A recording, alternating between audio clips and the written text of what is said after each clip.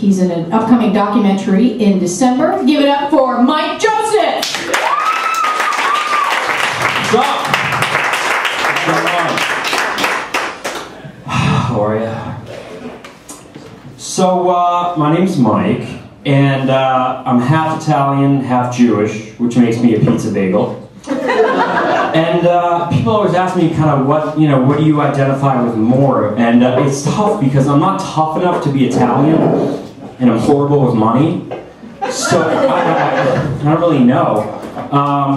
But every time, people are always shocked to hear that I'm Jewish. They're always like, oh my God, you're Jewish? You don't look Jewish.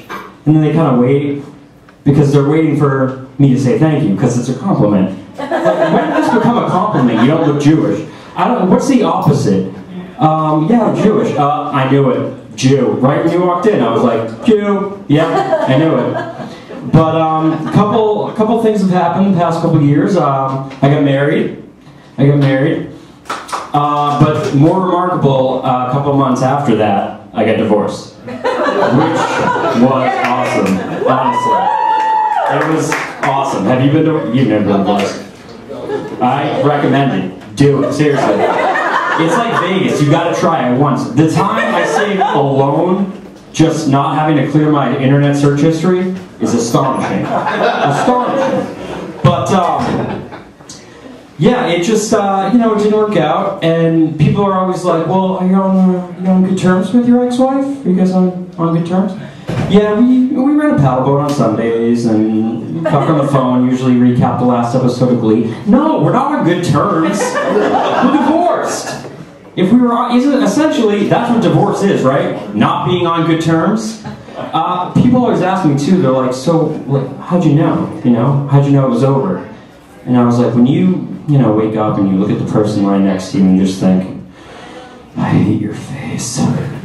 Usually it's over. When that pillow starts looking less like a pillow and more like evidence that you're going to have to dispose of, then get out. But I am dating now because I don't really have a choice because all my friends moved out to the suburbs, and we're really just on different levels now. They're married, talking about having kids. I'm like, oh my God, one more punch at Subway and I get a free sandwich. This is awesome.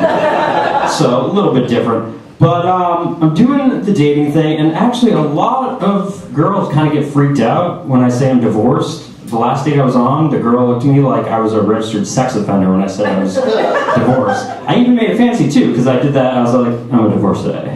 So, that's what we call it. You would know, but yeah, she was kind of like asking me all these questions, but I always try to kind of sidestep the question before. So she's like, oh, when was your last relationship? How long was it? And I'll be like, oh, 8 years. She's like, oh, was it serious? I'll be like, it was pretty serious, yeah. It was pretty serious and legally binding, but yeah, and I just try to weasel out of it, and then I know it's coming, and she's just like, so why didn't you get married? And I always have to be like, why didn't, we might have gotten married, what is married really? I mean, because lately all these girls, they get so offended by it, and so, I guess they get scared, because they think, what the fuck is wrong with this guy, that somebody left him?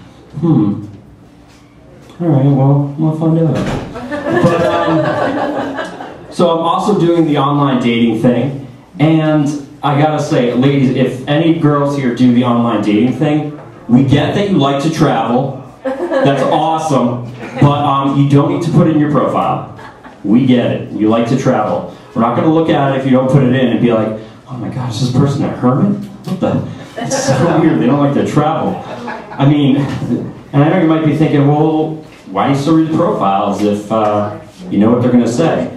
Because like any guy, we secretly have that fantasy in our head that we're going to come across a profile one day that's like, interests, football, porn, and threesomes with my friend Julie. But it hasn't happened yet, so I'm still kind of looking for my soulmate.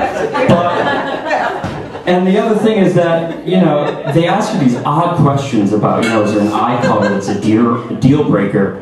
And for me, there's no eye color that's a deal breaker. I mean, if she has eyes and not holes where the sockets are, that's fine. I don't think you're ever going to see a guy with his friend at a bar being like, yeah, did you see that girl over there with that amazing set of eyes? Seriously, she could be in Maxim with those eyes. I want to go talk to her. Man, all right. Well, I hope she loves to travel. Thank you guys so much.